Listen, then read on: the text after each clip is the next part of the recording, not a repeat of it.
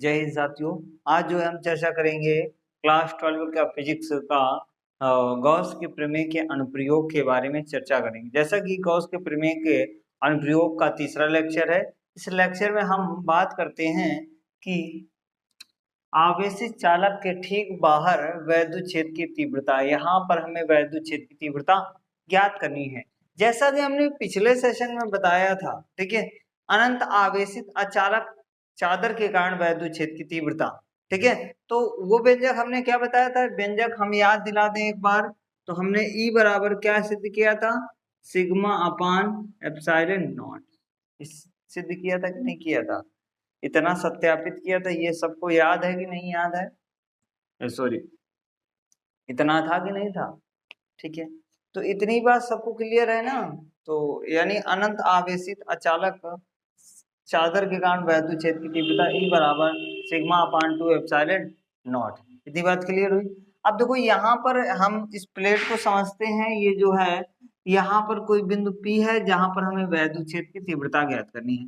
ये कोई अचालक तार है या अचालक चादर है, ठीक है। अचालक चालक है यानी आवेशित चालक है। तो आवेशित चालक का पहला टर्मिनल ये है और दूसरा टर्मिनल ये है। अर्थात कहने का मतलब ये है पृष्ठीय आवेश घनत्व सिग्मा इधर है और सिग्मा इधर भी है। पृष्ठीय आवेश घनत्व सिग्मा है। अब दोनों पर आवेश उपस्थित है, क्या भैया, दोनों पर आवेश उपस्थित है। यहाँ पर कोई बिंदु P है जहां पर हमें वैद्युत क्षेत्र की तीव्रता ज्ञात करनी है। अब देखो वैद्युत क्षेत्र की तीव्रता यानी दोनों ही तीव्रताएं एक ही दिशा में कार्य करती हैं, E1 और E2। तो यहाँ पर हम चूंकि हम जानते हैं कि चूंकि हम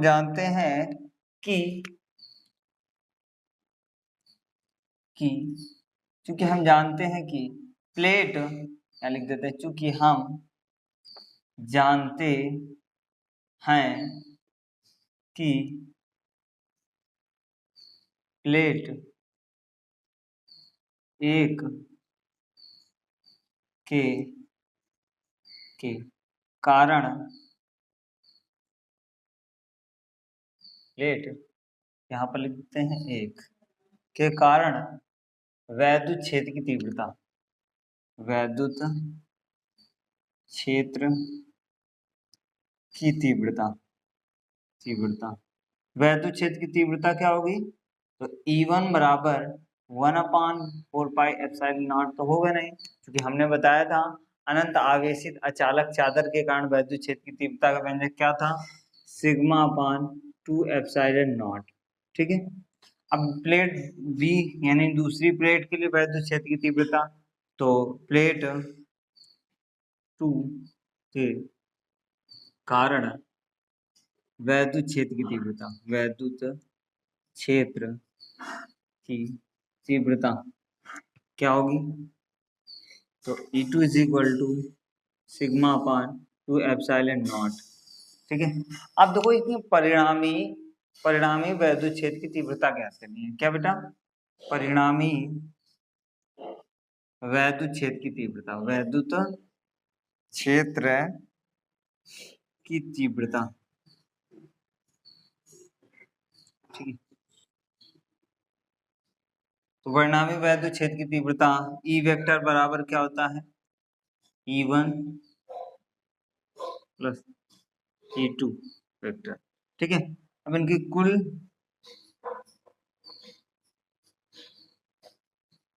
क्या लिखते हैं, कुल वैद्युत क्षेत्र,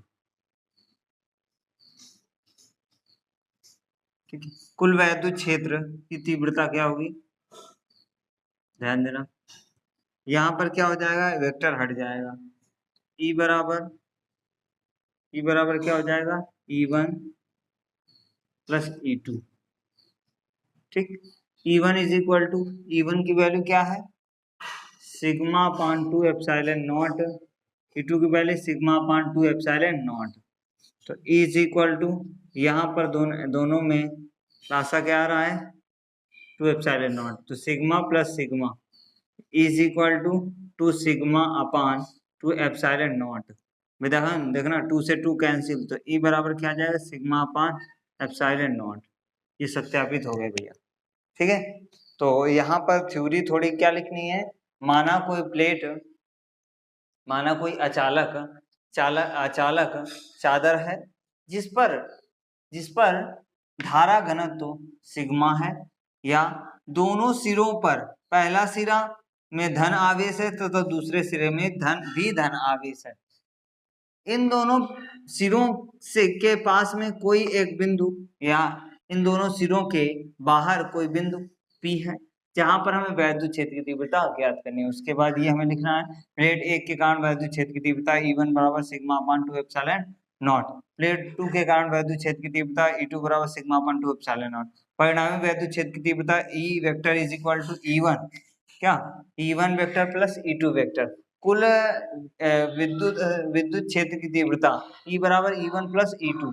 अब देखो E is equal to E1 की वैल्यू रखो sigma upon 2 epsilon not, E2 की वैल्यू रखो सिग्मा अपान 2 एप्सिलॉन नॉट। इन दोनों का एलसीएम लिया 2 एप्सिलॉन नॉट, एलसीएम आया तो सिग्मा प्लस सिग्मा, क्योंकि जब हर क्या हो बराबर हो तो अंश जुड़ जाते हैं, तो अंश sigma plus sigma, sigma sigma 2 sigma upon 2 epsilon not. 2 epsilon not से ये इससे मतलब 2 से 2 ये कैंसिल हो जाएगा, ई बराबर आएगा sigma upon epsilon not. I hope यहाँ तक समझ में आया होगा, बहुत छोटा सा डेरिवेशन था, ठीक है। तो आई होप समझ में आया होगा, समझ में आया तो दोस्तों के साथ में शेयर कीजिए। चैनल पर नए हैं तो चैनल को सब्सक्राइब कर लीजिए। तब तक के लिए जय हिंद।